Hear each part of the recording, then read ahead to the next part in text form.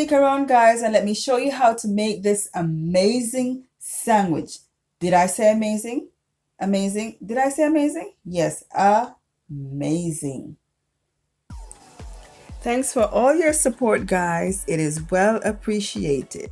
But before I get into this corned beef sandwich recipe, let's take a look at what I'll be having for lunch.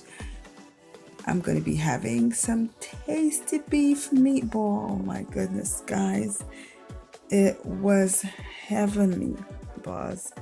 And especially with the gravy, with the chunks of tomato and onion that has soaked up all the flavors. Oh, wow. And I forgot to mention that I'm having it with some rice and peas. Anyways, thank you guys for coming back to watch. Thank you if you're new for support, and thank you all for everything that you have been doing. And let me give you a tip, guys. It's always good to have fruits and vegetables to balance out your diet, and I love grapes, so I try to have fruits, package the grape, put a sheet of paper towel in there to prevent moisture and to keep it a little bit fresh. Now for the breakfast. Now for the corned beef sandwich recipe you've been waiting for. Here we have a Hereford corned beef. Now this would not be our choice of corned beef, of course, if we were back in Jamaica. It would be Grace corned beef. It's got to be Grace corned beef. But anyways, this is what we can get here now, so this is what we have to use. And I'm not sure if any of you, or for some of those of you are watching, if you have ever had canned corned beef before, but it is quite tasty. Let me show you how you open this corned beef. That's called a key. And for every corned beef can that you have to have that key, or it will be very difficult to open the can. Okay, I'm just saying. So let me show you what you're gonna do. I'm gonna take you through the process of opening this can of corned beef. But first, of course, I'm going to wash it with soap and water, because you don't know where this can has been stored, or if there are any rats, rodents, whatever it is running up and down in the storehouses where they're kept. It is very important, guys, that you wash your cans or your tins when you get them from the supermarket, because you don't know what has crawled over it. But anyways, that's just me. Some people will remove the label from the can. It's easier to get, open the can. But see there, let me see, I didn't remove it because of course I'm a pro by now. You just make sure you go to the very end of that little slip of metal and put the open part of the key in there. It's like you're using a needle and you're threading it. So you want to thread the key through that little thin slip of metal there, and you're gonna take your time and you're gonna just turn and turn and turn. You see, I'm having a little bit of difficulty with the label still on, but anyways, I just wanted to show you what the label looks like. And if it's your first time, of course, go ahead and remove the label before using the key.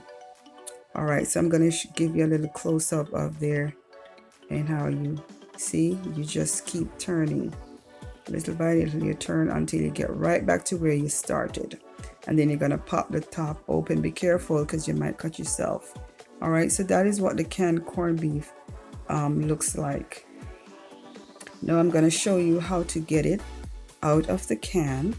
But first, the ingredients. We're going to need peppers, Scotch bonnet mostly we would use, but you can use any pepper, and of course a half of a large onion or a medium-sized onion if you prefer. And some butter. We always love our sweet cream butter. So you have to make sure that you slice the onions very thinly, and also you're gonna cut up those peppers in very tiny pieces. Okay, and you can add some cayenne pepper or some black pepper if you wish, and that's the easiest way I find to get the corned beef out of the can. I just use a big fork or a spoon or something, and you just wedge it in there all the way down to the bottom, and then you just pull it out. And then of course you're going to make sure that you combine the onion and the pepper with the corned beef, and you're going to continue to mash it so you get all the pieces broken up. I prefer to add the butter to the bread instead of putting it in the corned beef like that. And yes, I think that's the way we do it. There's a closer look of what it's supposed to look like when you're ready to put it between the sandwich or between the bread. Oh, please, between the sandwich, between the bread. Okay, sometimes when you get the corned beef, you have some little pieces of, I don't even know how to describe it, but some pieces of things that look like type of rubber. And it's very unpleasant when you're chewing it. You don't want to get that down in your stomach, so please remove them if you see any. Now, I like to use room temperature butter because it spreads better, and it also makes, you know, the sandwich taste better instead of using it straight from the fridge. And of course, I was so privileged to have some hard dough bread. Yes, straight out of Jamaica, the original Jamaican hard dough bread. Oh, yes, and because the hard dough bread is a little bit more as a hardy, you know, it's not thin, so I'm only going to use 2 slices to make the sandwich this time around. Okay, so you are going to butter the bread, and you're going to butter it generously. See, let me tell you, if you are watching your waistline, okay, then this is not the sandwich for you. If you're on a diet, then this is not the sandwich for you. Just let me repeat that, okay, or emphasize that. Yeah, so you want a generous amount of butter on the bread. It makes it that much tastier. And of course, we don't have it every day, so, you know. Then you're going to put the corned beef, whatever amount of corned beef you want, on the bread. Okay. And then now we're going to make sure. See, I started off with the foil already instead of having to use a plate and to clean up again, because, of course, I'm going to use this for my breakfast.